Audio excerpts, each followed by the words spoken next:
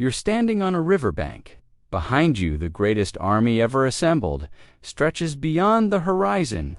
300,000 men, maybe more, their armor glinting like a metal sea under the summer sun. Ahead lies the prize, a capital city 12 kilometers away, close enough that you can almost taste victory. But something feels wrong. The enemy keeps retreating, losing every skirmish, giving ground to icily. Your stomach is empty. Your legs shake from exhaustion.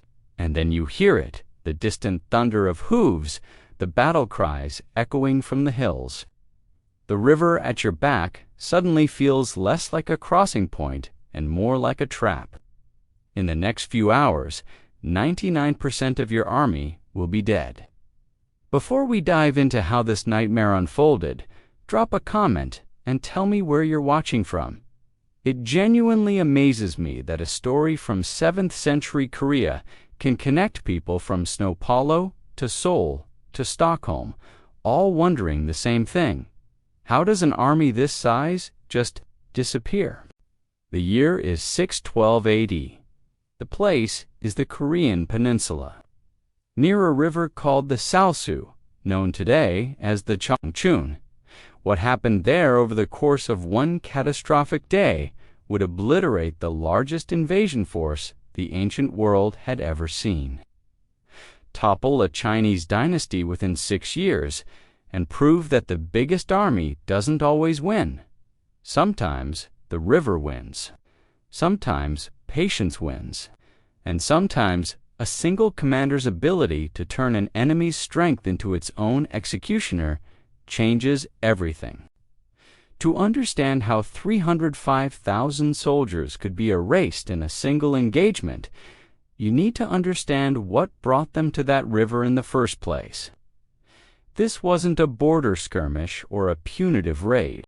This was supposed to be the final act of reunification, the moment when Emperor Yang of the Sui Dynasty would crush the last independent kingdom resisting China's authority and restore the ancient order where all nations bowed to the Middle Kingdom. Goguryeo, controlling vast territories across northern Korea and Manchuria, had made one mistake in Yang's eyes. It refused to kneel. For years, the standoff had simmered. Goguryeo King Yongyang dealt with the Sui emperor as an equal, not a vassal. He launched border raids, cultivated alliances with Turkic tribes, and fortified mountain passes with a network of citadels designed to bleed any invader dry. Emperor Yang's father had tried to conquer Goguryeo in 598 and failed miserably, his armies bogged down in torrential rains, disease, and impassable terrain. But Yang was different. Yang was ambitious. Yang believed that failure wasn't about strategy or geography, it was about scale. So he built the largest military machine in history. The preparation alone took years. Yang constructed the Grand Canal, linking northern and southern China by water so grain and weapons could flow at unprecedented speed. He mobilized over 1 million combat troops according to official records. Some historians argue the number was inflated by later dynasties to dramatize the Sui's collapse. But even conservative estimates put the invasion force at staggering, almost incomprehensible levels. The army column took 40 days just to finish departing. 40 days. If you stood on a hillside watching them march past, you'd see soldiers from sunrise to sunset, day after day. An endless river of men and horses stretching 300 kilometers the distance from New York City to Baltimore. This wasn't just conquest. This was a declaration. The Sui dynasty could move mountains. But mountains, as it turned out, were easier to move than Goguryeo's defenses. The invasion plan seemed sound on paper. The main Sui force would besiege Goguryeo's border fortresses, places like Liaodong, legendary for their impregnability, while a specially selected vanguard of 305,000 elite troops would bypass those defenses entirely and strike straight at Pyongyang, the capital. It was a dagger thrust meant to decapitate the kingdom before it could fully mobilize. Except Emperor Yang had a fatal flaw. He didn't trust his generals. He issued secret orders that no major decision, no surrender, acceptance, no fortress assault, no tactical maneuver could proceed without his personal approval. Imagine fighting a war where every significant choice requires a messenger to ride hundreds of kilometers to the emperor's tent, wait for his response, then ride back. Weeks evaporated. Opportunities vanished. When the defenders of Liudong seemed ready to surrender, the Sui general had to pause everything and send word to the emperor. By the time permission arrived, the defenders had reinforced, resupplied, and tightened their gates. Summer turned to agony. The main Sui army, despite its overwhelming size, failed to capture a single border fortress. Meanwhile, the vanguard, the 305,000 men who were supposed to be the killing blow, marched deeper and deeper into hostile territory. Farther from their supply lines, farther from reinforcement, farther from any hope of retreat if things went wrong. And things were already going wrong. The vanguard's logistical plan assumed the troops could carry enough supplies to last the entire march, but the reality was brutal. The terrain was unforgiving hills, rivers, forests that swallowed wagons and exhausted horses. As the weight of their provisions slowed them to a crawl, soldiers started making impossible choices. First, they discarded heavy equipment, then tools. Then, in moments of desperation, they abandoned food they deemed too heavy to carry. Every kilometer they advanced, they grew weaker. Their one lifeline was the Navy, a fleet under Admiral Eulji Mundeok, sailing down the coast to meet them along the Taedong River with fresh supplies. But then Goguryeo forces ambushed the fleet. Ships captured, supplies lost. The vanguard's logistical backbone snapped like a dry branch. Now, 305,000 men were marching toward Pyongyang with empty stomachs, crumbling morale, and no resupply. Yet the expectation from Emperor Yang never changed: deliver victory and deliver it fast. So the commanders, Yuan Shu and Yu Zhongwen, pressed forward anyway, betting everything on a swift capture of the capital before exhaustion overtook their army. That's when they met Eulji Mundeok. History has given us few details about Mundeok's early life, no grand origin story, no dramatic rise through the ranks. What we know is this: he understood terrain the way a composer understands music. He saw rivers not as obstacles, but as instruments. And he knew that the Sui army's greatest strength, its overwhelming numbers, could be transformed into its greatest weakness. All he needed was patience. Mundeok didn't meet the Sui head-on. Instead, he fought them 7 times, and he lost 7 times.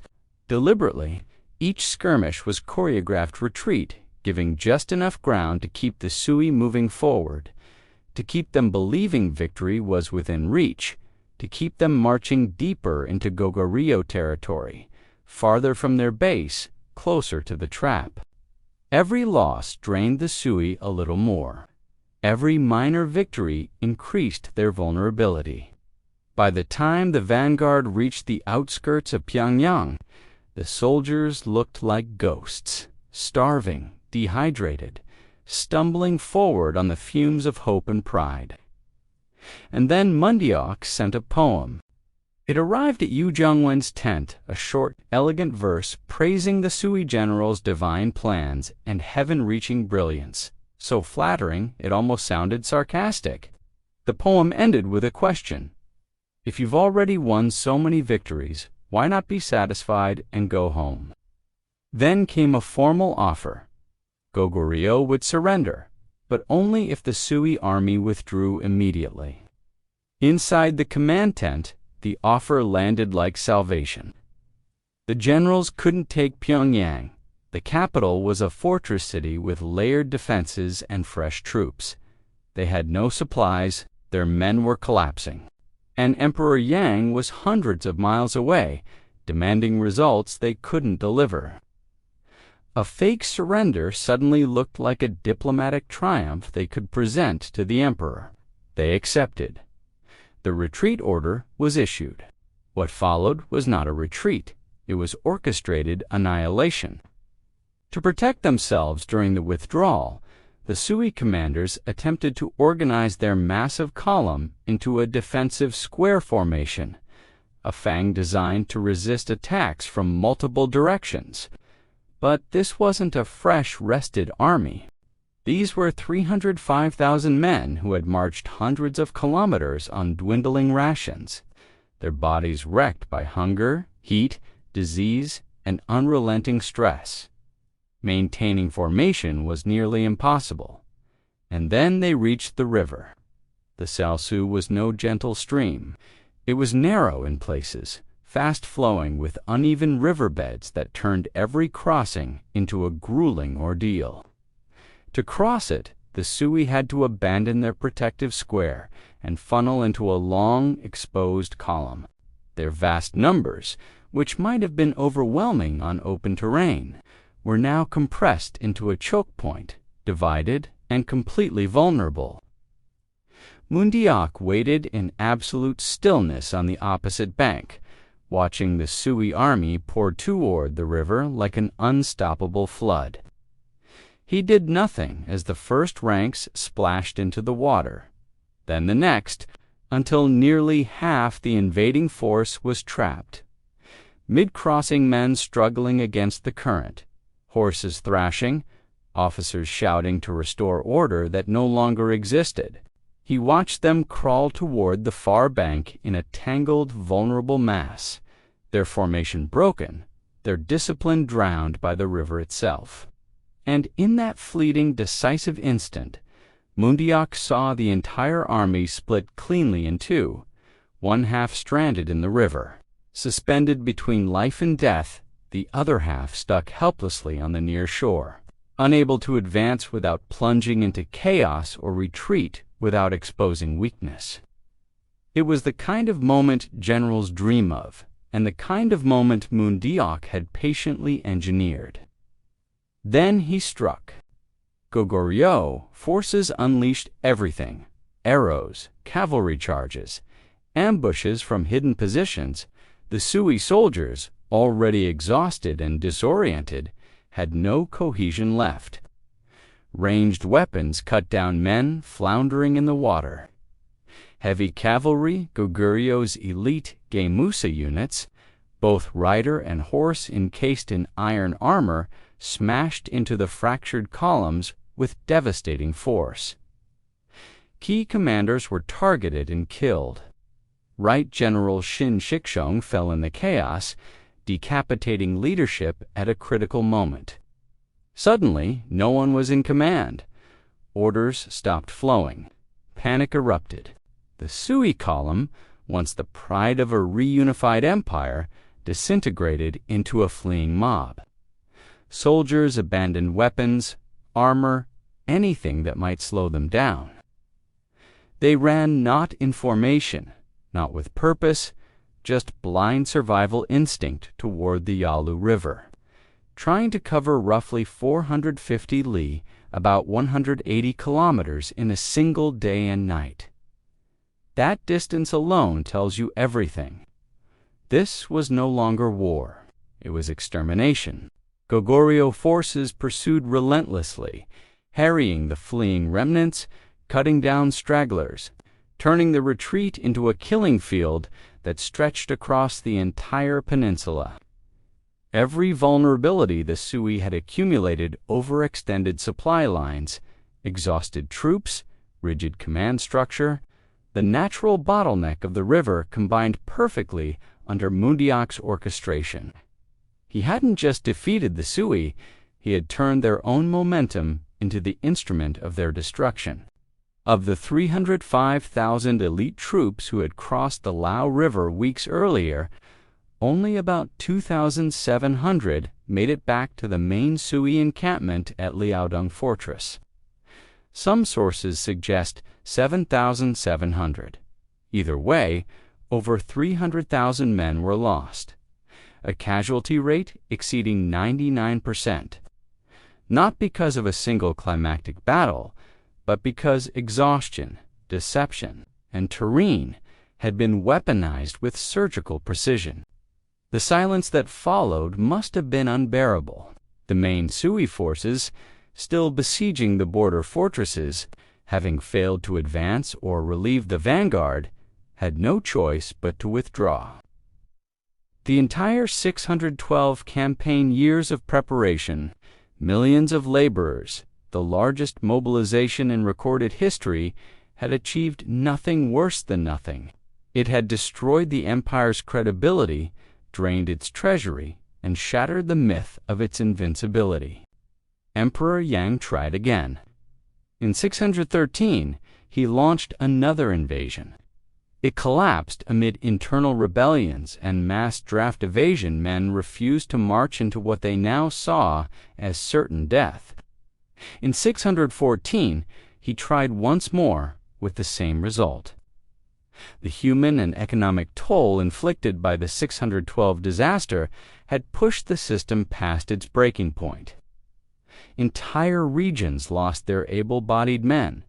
Families lost sons, fathers, brothers.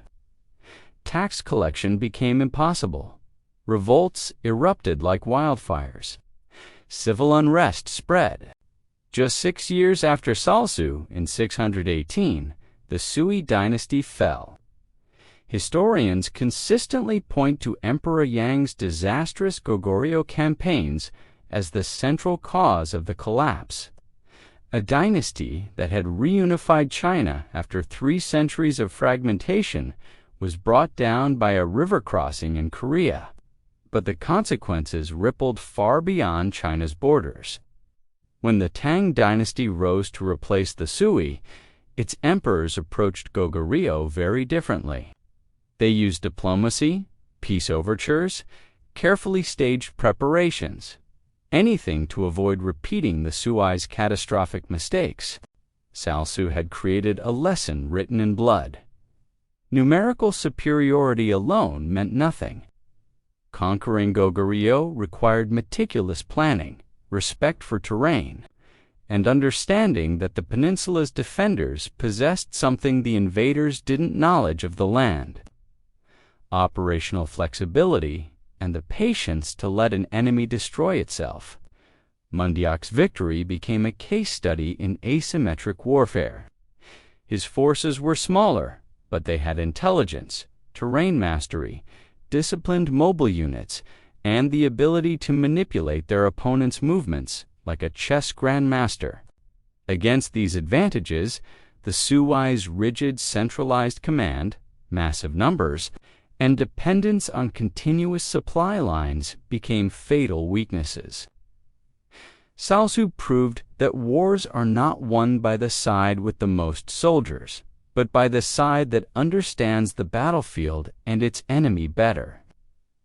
The Battle of Salsu remains one of the most lopsided victories in military history.